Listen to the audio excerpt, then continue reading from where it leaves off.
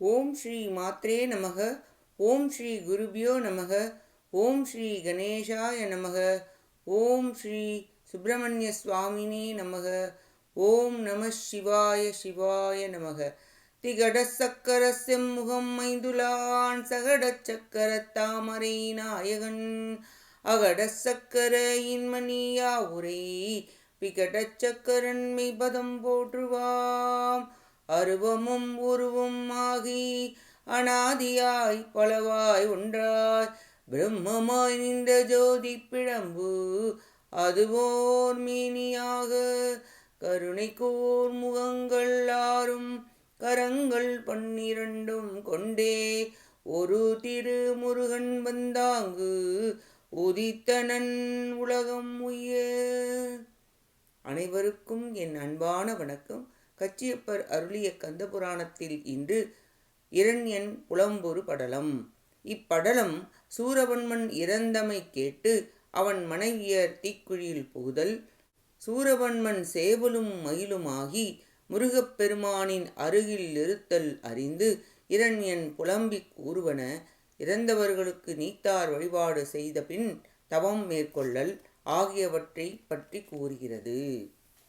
ஒற்றர்கள் சிலர் விரைந்து சென்று அரசர்களின் அரசனான சூரபன்மன் முருகப்பெருமான் செலுத்திய கூர்மையான வேலால் இறந்தான் என்பதை கேட்ட மனைவி பதுமகோமலை தன் தோழியர் பலருடன் உடன் இருக்க, பட்டத்து ராணியான அவள் இடியோசை கேட்ட பாம்பினை போல் உயிர் துறந்தாள்.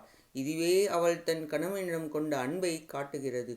அங்கிருந்த மற்ற மனைவியர் அழுது புலம்பி பெரிய தீயினை உடைய குழி ஒன்றில் பதுமகோமலையின் உடலை முன்னதாக இட்டு, வண்டுகள் மகிழ்ச்சியுடன் தாமரை காட்டில் கூட்டத்துடன் சென்று புகுவது போல் தீயில் புகுந்தனர். அந்நகரில் இருந்த திருமகள் நீங்கினாள். தந்தை இறந்து சேவலும் மயிலுமானதும் பதுமகோமலை தீக்குழியில் இறந்தமையும் கண்டு கண்கலங்கி மனம் வருந்தி இரண்யன் விண்ணில் வந்து புலம்பலானான். தந்தையே, இப்படி அழிவதற்காகவா போர் புரிந்தாய்? நான் கூறியதை சிறிதும் கேட்காமல் ஏற்றுக்கொள்ளாமல் இப்படி ஆகிவிட்டதே. முன்பு போல் உன்னை இனி நான் எப்பொழுது காண்பேன்? உன் பக்கத்தில் இருந்து போர் புரியாமல் நீண்ட பழியினை சுமக்கிறேன். என் பக்கமாகவே நினைத்து என் உயிரை காத்து கொள்ள வந்துவிட்டேன். போரில் பாதுகாக்காமல் அறிவற்றவனாகி மறைந்து விட்டேன். மகனாகப் பிறந்து யமனாக இருந்து விட்டேன். நீ சிவபெருமானிடம் வாங்கிய வரத்தால் அழிய மாட்டாய் என்று நினைத்தேன். உன்னிடம் ஒன்றும் பேசாமல் சென்று விட்டேன்.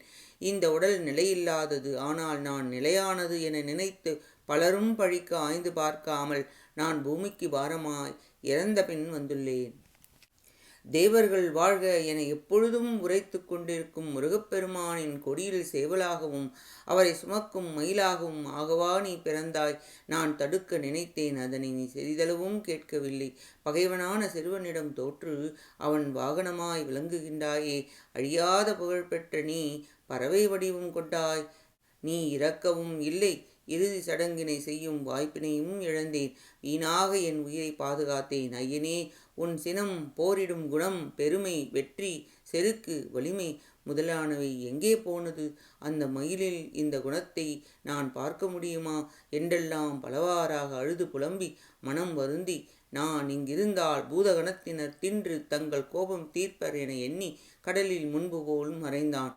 பின்பு அசுரகுருவான சுக்ராச்சாரியாரை அடைந்து இறந்து போன தந்தையர்களுக்கும் தமையன்மார்களுக்கும் தாயாருக்கும் மற்றுமுள்ள அனைவரும் விதிமுறைப்படி நீத்தார் வழிபாடு சடங்குகளை செய்தான்.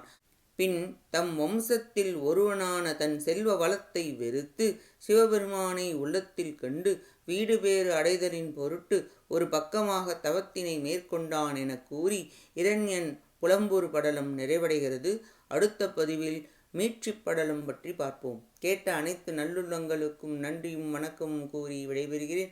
மூவிரு முகங்கள் போற்றி, முகம்பொழி கருணை போற்றி, ஏவரும் துதிக்க நின்ற ஈராறு தோள்கள் போற்றி, காஞ்சி மாவடி வைகும் செவ்வேல் மலரடி போற்றி, அண்ணான் சேவலும் மயிலும் போற்றி, திருக்கைவேல் போற்றி போற்றி.